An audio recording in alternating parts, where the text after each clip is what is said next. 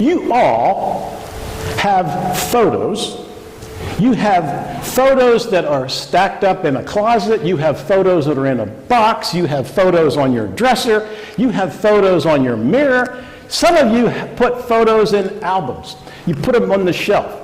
Some of them may be still in the envelopes, like the Walgreens envelope or the Walmart or the Costco envelope, so that you can pull them out and look through them from time to time. All of you have them, and there's pictures of happy memories, of holidays, of going to the mountains, going to the beach, with poses, and here's us in front of the wave, or here's us in front of here's us catching a big fish. We have lots of memories where we love to just take a look, and we take photos all the time. And in fact, well, let me, I'm going to grab one of my photo albums. Let's see. Well, here it is. Here it is. I'm going to look through this, and I'm like, I can't believe I was that young at one point. I mean, I looked like a baby here. Well, I was a baby, but... And how short our hair was, and this trip was an amazing trip. I mean, you have these things, you love to go through them and take a look, right? So you all have these, and there we were. There's us posing in front of the ship, right? So we have lots of these, and the Alaskan dogs, and there I am with wire-rimmed glasses, and you ought to. Here's what you ought to do. You ought to get your photo albums out, maybe this afternoon or tomorrow, this week, and just page through them and go down memory lane and remember some of the fun that you had, because you all had it, right? You all had it. But we also have a dark album. We have a dark album that we don't really collect them. It's a dark album, the pictures that we didn't take, and we hope that no one took them. We have these memories, these sensations, these experiences that we want to hide, we want to lock up, we want to put them as far away as we possibly can. We put them in the basement behind the boxes, don't ever come out. We put them up in the attic, like maybe in the far corners of the attic, they'll never get out. Those horrible memories, the things that we were not proud of and do not want people to remember. We don't want to remember them, and that's where we put them. We were like they're horrible. They're some of the times when we get angry, we get fleshly, we get lustful, we steal, we cheat, or we lie. We're less than human in some of these occasions, and we don't want them to come out. We never took pictures, and we don't want the memories to even to come out. But sometimes, once in a while, when we're not paying attention, these non-albums will come out of they'll fall off the shelf.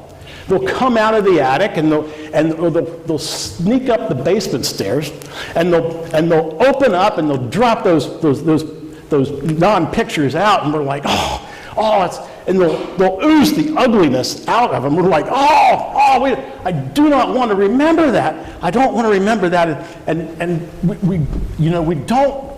we hate that, and it's moments like that when we're least suspected.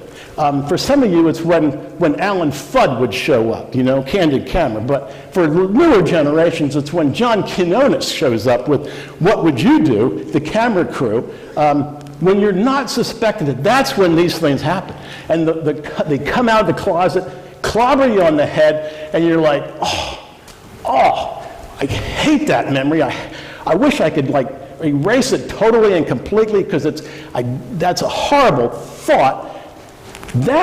When we get to that point, friends, that is when we can relate to the first 3 verses in this scripture. When you get to that point, when you think of those things, when these things fall out and plop on the ground, you can remember. It says, "As for you, you were dead in your transgressions and sins." You were dead. You were dead.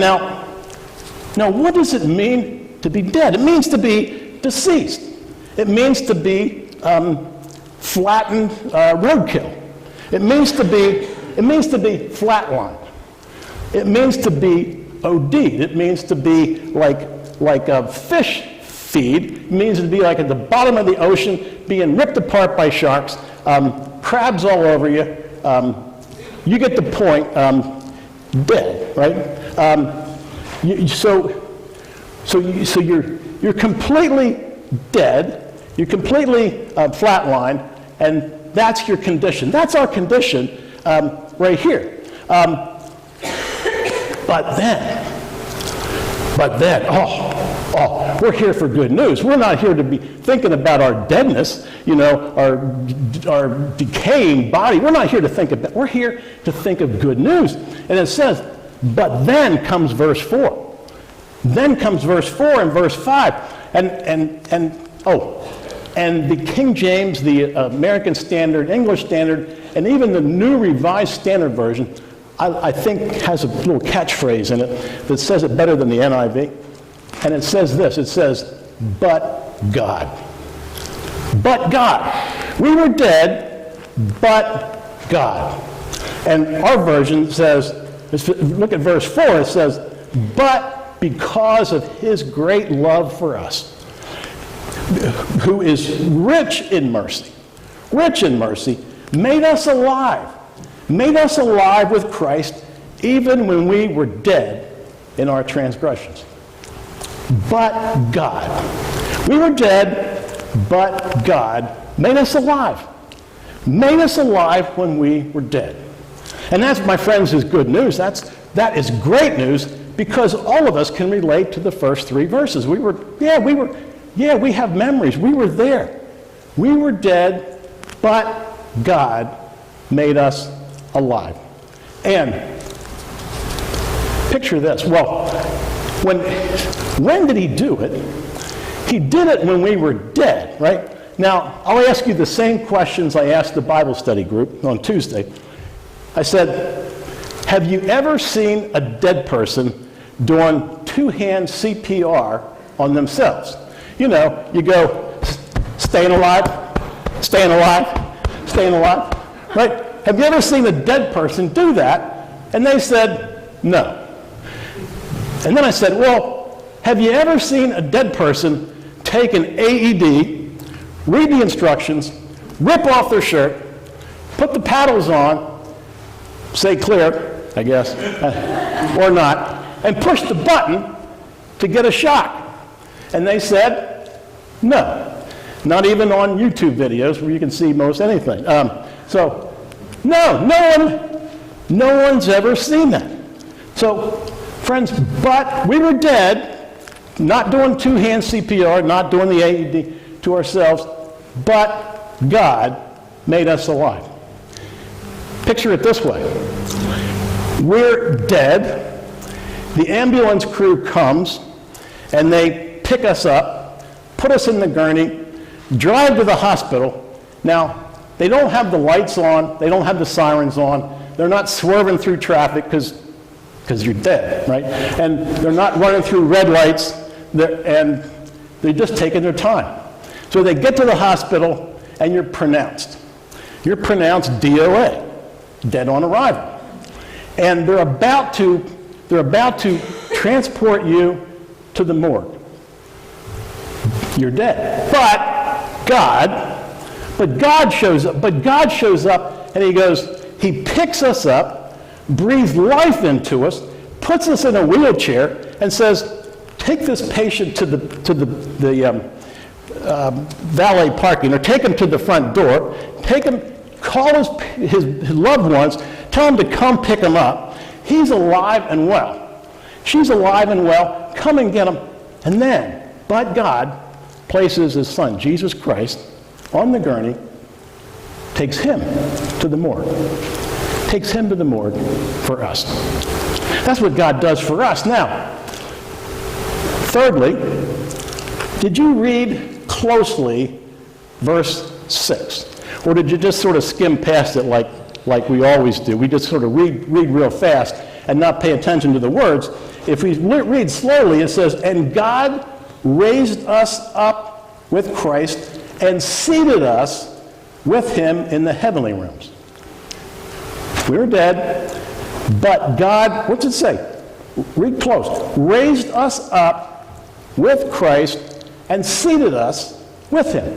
So now, according to that, where are you seated? Where are you sitting right now? Now, I know where your butts are right now because they're pretty much where your butts are every Sunday about this time.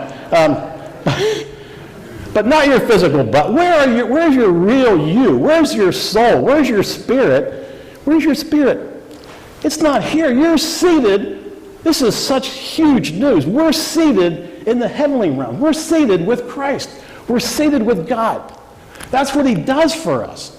That's what he does. We're seated there. That is our real life. So what do we say to what do we say and what do we do based on where we're seated? Friends, that is so huge. Now, let me sort of boil this down into a simple story. Let me help you make sense out of this. There's a man named David Ireland who was dying from a neurological disease. And David, as he was dying of this neurological disease, discovered that his wife was pregnant. So he knew he wasn't going to be able to see this child. So he takes a pen and he starts writing. He writes a memoir. He writes a book called Letters to an Unborn Child.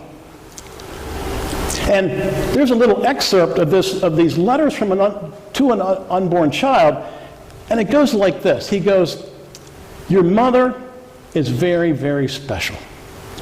Your mother is very special." And most men love to have a little appreciation for taking their wives out to dinner, taking them on a date, taking them, to go out on a date, to go out to dinner. Well, here's what it takes. Here's what it takes. So to take her out to dinner, she washes me, she dresses me, she brushes my hair, she helps me brush my teeth, she gets me in a wheelchair, and she wheels me out to the car, and she stands me up, spins me around, helps me sit in the seat. Then she folds up the wheelchair. She puts it in the car. She backs the car out of the garage. She gets out of the car and puts the garage door down, gets back in the car, drives to the restaurant. Then she gets the wheelchair out, and she stands me up, spins me around, seats me in the wheelchair. She puts the little foot pads on so I don't drag my feet. She wheels me into the restaurant. We sit down, and she takes the pads off so I can be more comfortable. Then while she's eating, she helps cut up my food. She helps to feed me. There's occasions when she has to wipe a little dribble off of me, to help. So she does that, and she looks at me with love. She looks at me with love and the glow from her pregnancy. And then it's a special night. We get dessert, so we have a little dessert. And then she pays the bill.